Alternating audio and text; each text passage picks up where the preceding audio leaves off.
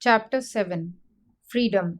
In addition to meaning work, we have stated that psychologically, the word karma also implies causation. Any work, any action, any thought that produces an effect is called a karma. Thus, the law of karma means the law of causation, of inevitable cause and sequence. Wheresoever there is a cause, there an effect must be produced. This necessity cannot be resisted, and this law of karma, according to our philosophy, is true throughout the whole universe. Whatever we see, or feel, or do, whatever action there is anywhere in the universe, while being the effect of past work on the one hand, becomes on the other a cause in its turn and produces its own effect. It is necessary, together with this, to consider what is meant by the word law. By law is meant the tendency of a series to repeat itself. When we see one event followed by another, or sometimes happening simultaneously with another, we expect the sequence or coexistence to recur. Our old logicians and philosophers of the Nyâyâ school call this law by the name of Vyâpti. According to them, all our ideas of law are due to association. A series of phenomena become associated with things in our mind in a sort of invariable order, so that whatever we perceive at any time is immediately referred to other facts in the mind. Any one idea, or according to our psychology, any one wave that is produced in the mind stuff, Chitta, must always give rise to many similar waves. This is the psychological idea of association, and causation is only an aspect of this grand pervasive principle of association. This pervasiveness of association is what is in Sanskrit called Vyâpti. In the external world, the idea of law is the same as in the internal. The expectation that a particular phenomenon will be followed by another and that the series will repeat itself. Really speaking, therefore, law does not exist in nature. Practically, it is an error to say that gravitation exists in the earth, or that there is any law existing objectively anywhere in nature. Law is the method, the manner in which our mind grasps a series of phenomena. It is all in the mind. Certain phenomena, happening one after another or together, and followed by the conviction of the regularity of their recurrence, thus enabling our mind to grasp the method of the whole series, constitute what we call law. The next question for consideration is what we mean by law being universal. Our universe is that portion of existence which is characterized by what the Sanskrit psychologists call desha kala nimitta, or what is known to European psychology as space, time, and causation. This universe is only a part of infinite existence, thrown into a peculiar mold composed of space, time, and causation. It necessarily follows that law is possible only within this conditioned universe. Beyond it, there cannot be any law. When we speak of the universe, we only mean that portion of existence which is limited by our mind. The universe of the senses, which we can see, feel, touch, hear, think of, imagine. This alone is under law, but beyond it, existence cannot be subject to law, because causation does not extend beyond the world of our minds. Anything beyond the range of our mind and our senses is not bound by the law of causation, as there is no mental association of things in the region beyond the senses, and no causation without association of ideas. It is only when being or existence gets molded into name and form that it obeys the law of causation and is said to be under law, because all law has its essence in causation. Therefore, we see at once that there cannot be any such thing as free will. The very words are a contradiction, because will is what we know, and everything that we know is within our universe, and everything within our universe is molded by the conditions of space, time, and causation. Everything that we know or can possibly know must be subject to causation, and that which obeys the law of causation cannot be free. It is acted upon by other agents and becomes a cause in its turn. But that which has become converted into the will, which was not the will before, but which, when it fell into this mold of space, time, and causation, became converted into the human will, is free. And when this will gets out of this mold of space, time, and causation, it will be free again. From freedom it comes and becomes molded into this bondage, and it gets out and goes back to freedom again. The question has been raised as to from whom this universe comes, in whom it rests, and to whom it goes. And the answer has been given that from freedom it comes, in bondage it rests, and goes back into that freedom again. So, when we speak of man as no other than the infinite being which is manifesting itself, we mean that only one very small part thereof is man. This body and this mind, which we see, are only one part of the whole, only one spot of the infinite being. This whole universe is only one speck of the infinite being, and all our laws, our bondages, our joys and our sorrows, our happinesses and our expectations are only within this small universe. All our progression and digression are within its small compass. So you see how childish it is to expect a continuation of this universe, the creation of our minds, and to expect to go to heaven, which after all must mean only a repetition of this world that we know. You see at once that it is an impossible and childish desire to make the whole of infinite existence conform to the limited and conditioned existence which we know.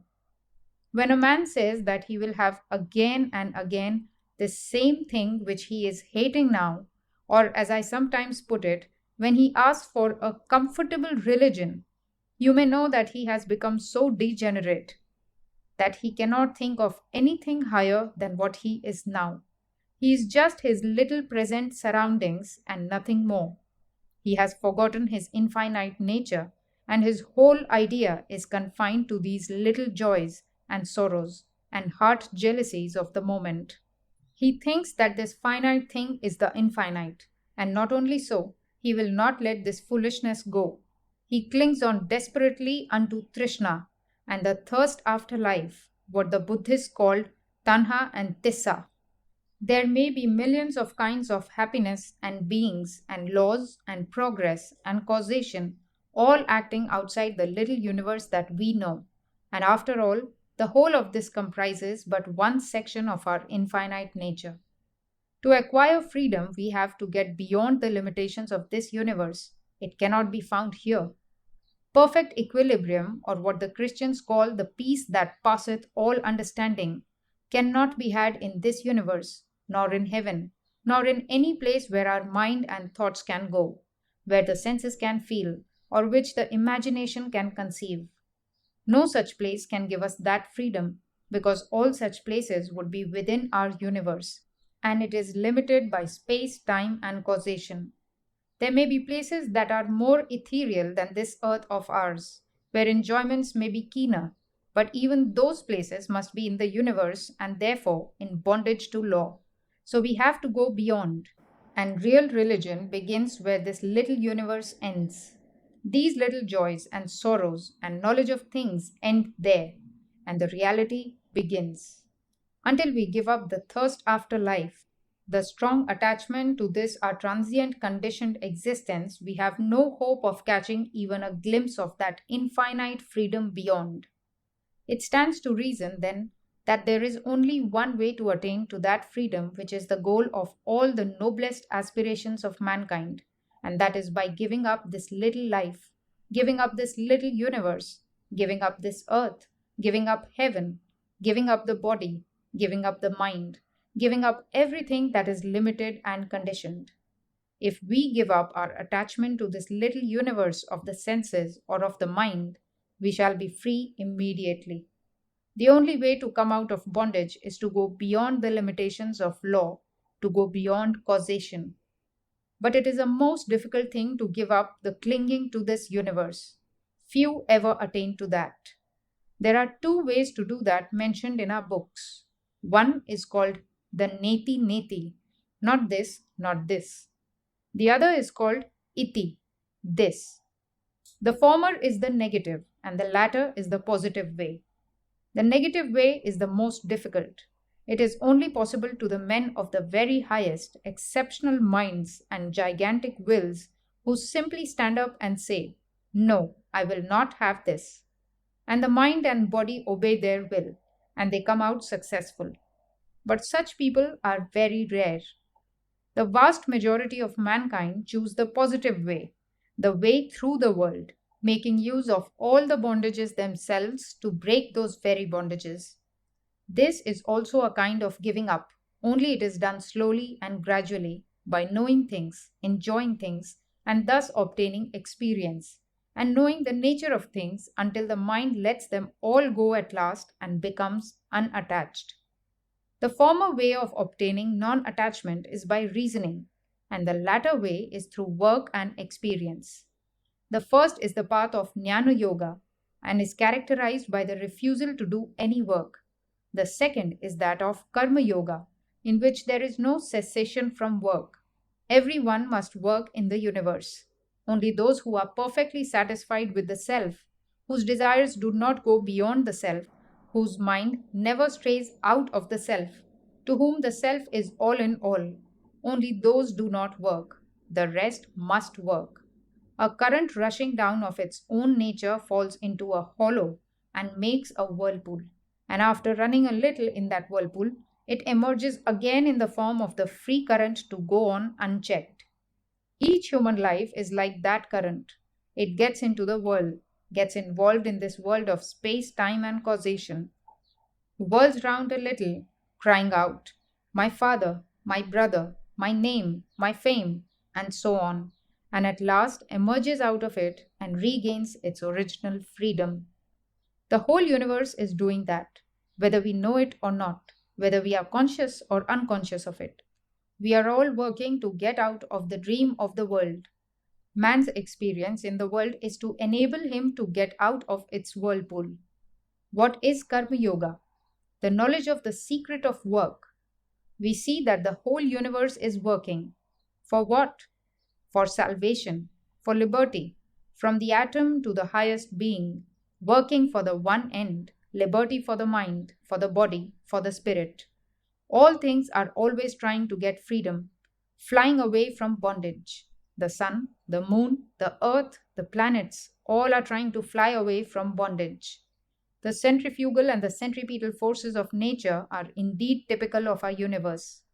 Instead of being knocked about in this universe, and after long delay and thrashing, getting to know things as they are, we learn from Karma Yoga the secret of work, the method of work, the organizing power of work.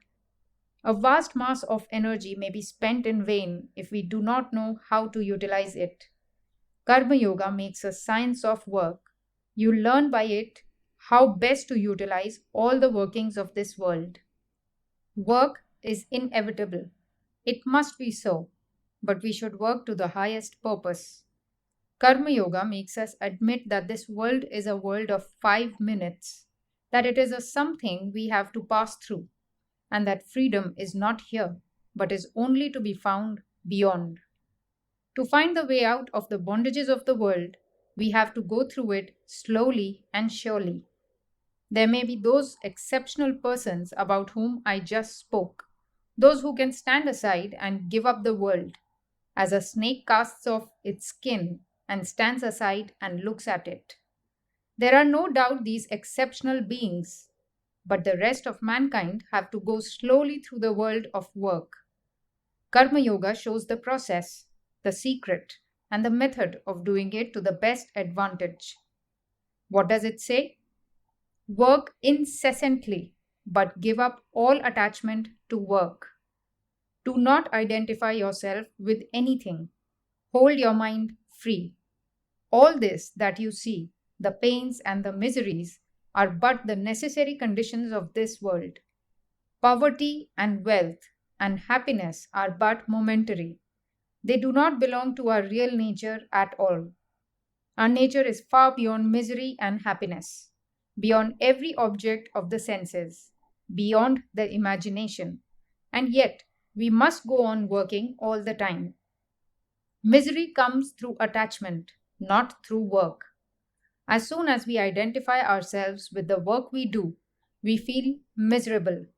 But if we do not identify ourselves with it, we do not feel that misery.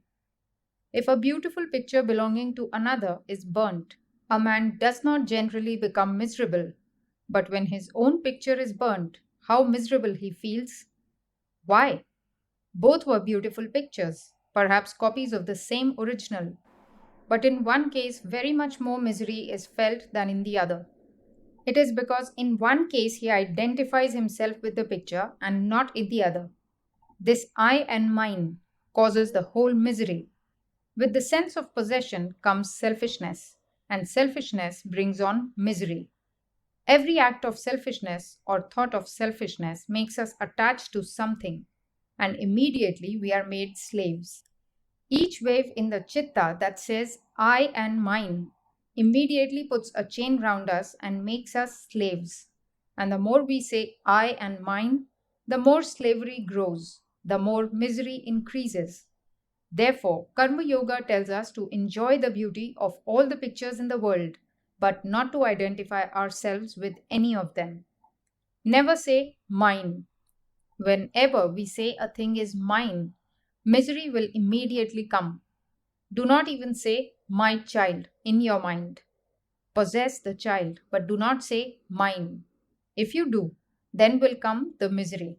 Do not say my house. Do not say my body. The whole difficulty is there. The body is neither yours nor mine, nor anybody's. These bodies are coming and going by the laws of nature, but we are free, standing as witness. This body is no more free than a picture or a wall. Why should we be attached so much to a body? If somebody paints a picture, he does it and passes on. Do not project that tentacle of selfishness, I must possess it. As soon as that is projected, misery will begin. So Karma Yoga says, first destroy the tendency to project this tentacle of selfishness. And when you have the power of checking it, hold it in and do not allow the mind to get into the ways of selfishness. Then you may go out into the world and work as much as you can. Mix everywhere, go where you please. You will never be contaminated with evil. There is the lotus leaf in the water. The water cannot touch and adhere to it. So will you be in the world. This is called Vairagya, dispassion or non-attachment. I believe I have told you that without non-attachment, there cannot be any kind of yoga. Non-attachment is the basis of all the yogas. The man who gives up living in houses, wearing fine clothes, and eating good food, and goes into the desert may be a most attached person. His only possession, his own body, may become everything to him, and as he lives, he will be simply struggling for the sake of his body. Non-attachment does not mean anything that we may do in relation to our external body. It is all in the mind. The binding link of I and mine is in the mind. If we have not this link with the body and with the things of the senses, we are non-attached, wherever and whatever we may be. A man may be on a throne and perfectly non-attached. Another man may be in rags and still very much attached. First, we have to attain this state of non-attachment and then to work incessantly. Karma Yoga gives us the method that will keep us in giving up all attachment, though it is indeed very hard. Here are the two ways of giving up all attachment. The one is for those who do not believe in God or in any outside help. They are left to their own devices. They have simply to work with their own will, with the powers of their mind and discrimination, saying, I must be non-attached. For those who believe in God, there is another way, which is much less difficult. They give up the fruits of work unto the Lord. They work and are never attached to the results. Whatever they see, feel, hear, or do is for Him. For whatever good work we may do, let us not claim any praise or benefit. It is the Lord's. Give up the fruits unto Him. Let us stand aside and think that we are only servants obeying the Lord, our Master, and that every impulse for action comes from Him every moment. Whatever thou worshippest, whatever thou perceivest, whatever thou doest, give up all unto Him and be at rest. Let us be at peace, perfect peace, with ourselves, and give up our whole body and mind and everything as an eternal sacrifice unto the Lord. Instead of the sacrifice of pouring oblations into the fire, perform this one great sacrifice day and night, the sacrifice of your little self.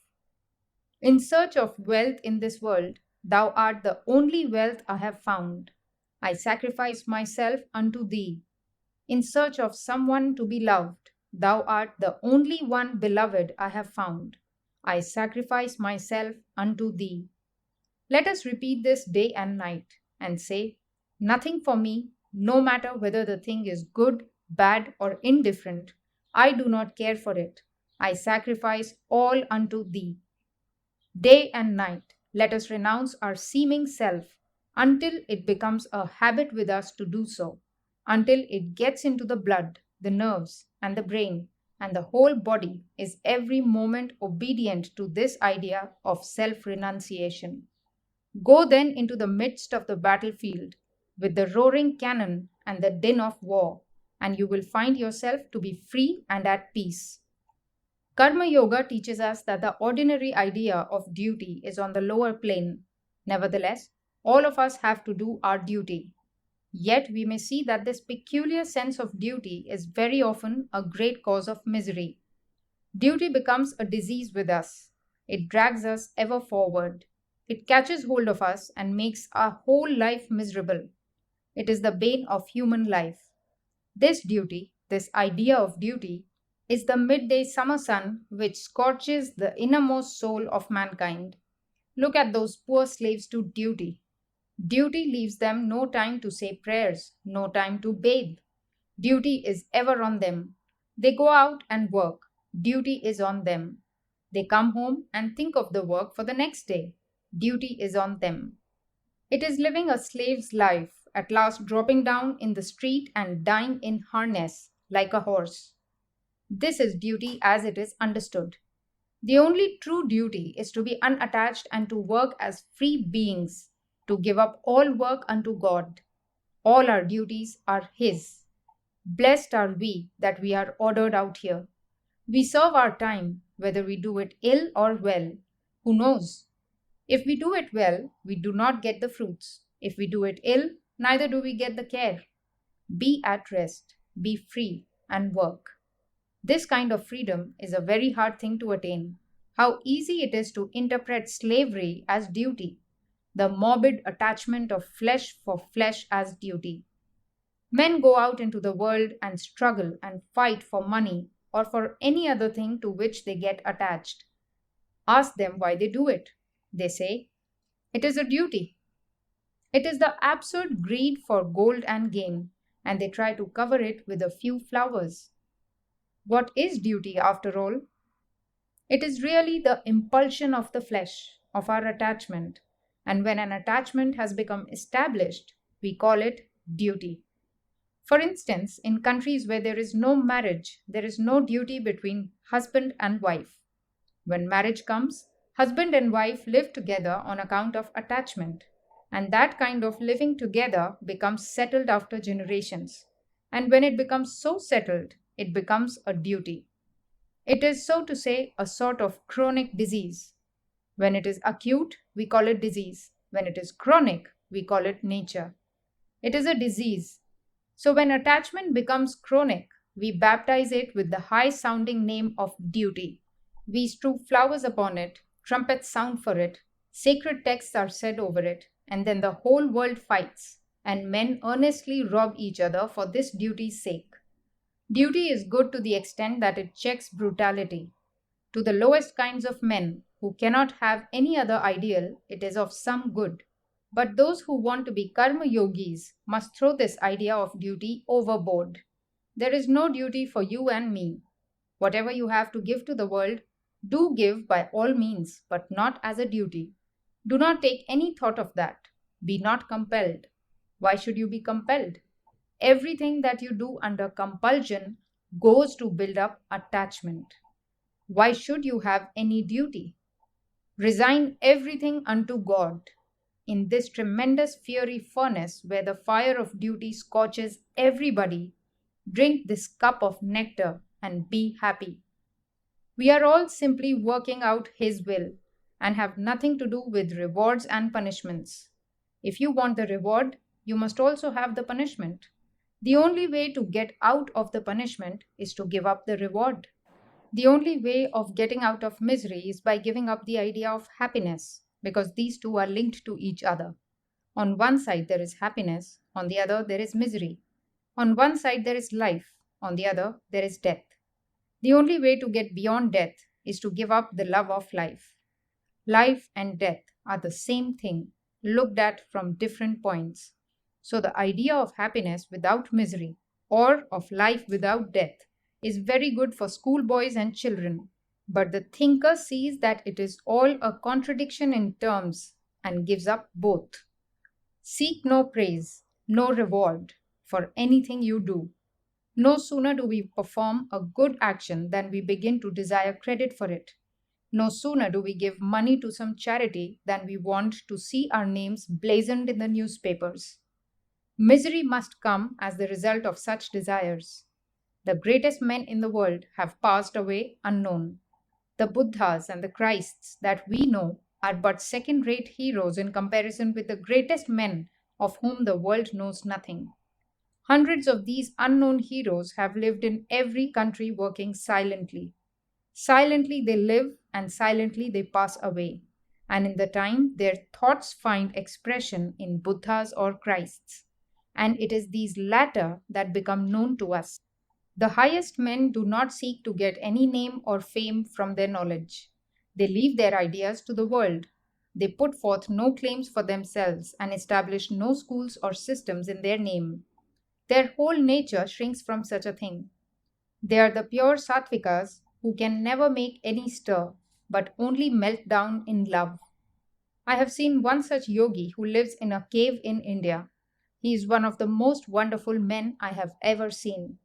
He has so completely lost the sense of his own individuality that we may say that the man in him is completely gone, leaving behind only the all-comprehending sense of the divine. If an animal bites one of his arms, he is ready to give it his other arm also, and say that it is the Lord's will. Everything that comes to him is from the Lord. He does not show himself to men, and yet he is a magazine of love and of true and sweet ideas. Next in order come the men with more rajas or activity, combative natures, who take up the ideas of the perfect ones and preach them to the world. The highest kind of men silently collect true and noble ideas, and others, the Buddhas and Christs, go from place to place preaching them and working for them. In the life of Gautam Buddha, we notice him constantly saying that he is the 25th Buddha. The 24 before him are unknown to history, although the Buddha known to history must have built upon foundations laid by them. The highest men are calm, silent, and unknown. They are the men who really know the power of thought. They are sure that even if they go into a cave and close the door and simply think 5 true thoughts and then pass away, these 5 thoughts of theirs will live through eternity. Indeed, such thoughts will penetrate through the mountains, cross the oceans, and travel through the world. They will enter deep into human hearts and brains and raise up men and women who will give them practical expression in the workings of human life. These sattvika men are too near the Lord to be active and to fight, to be working, struggling, preaching, and doing good, as they say here on earth, to humanity. The active workers, however good, have still a little remnant of ignorance left in them. When our nature has yet some impurities left in it, then alone can we work. It is in the nature of work to be impelled ordinarily by motive and by attachment. In the presence of an ever active providence who notes even the sparrow's fall, how can man attach any importance to his own work? Will it not be a blasphemy to do so when we know that He is taking care of the minutest things in the world? We have only to stand in awe and reverence before Him, saying, Thy will be done. The highest men cannot work, for in them there is no attachment. Those whose whole soul is gone into the self, those whose desires are confined in the self, who have become ever associated with the self, for them there is no work. Such are indeed the highest of mankind. But apart from them, everyone else has to work. In so working, we should never think that we can help on even the least thing in this universe. We cannot. We only help ourselves in this gymnasium of the world. This is the proper attitude of work. If we work in this way, if we always remember that our present opportunity to work thus is a privilege which has been given to us, we shall never be attached to anything. Millions like you and me think that we are great people in the world, but we all die, and in 5 minutes the world forgets us. But the life of God is infinite. Who can live a moment, breathe a moment, if this all powerful One does not will it? He is the ever active providence. All power is His and within His command. Through His command, the winds blow, the sun shines, the earth lives, and death stalks upon the earth. He is the all in all. He is all and in all.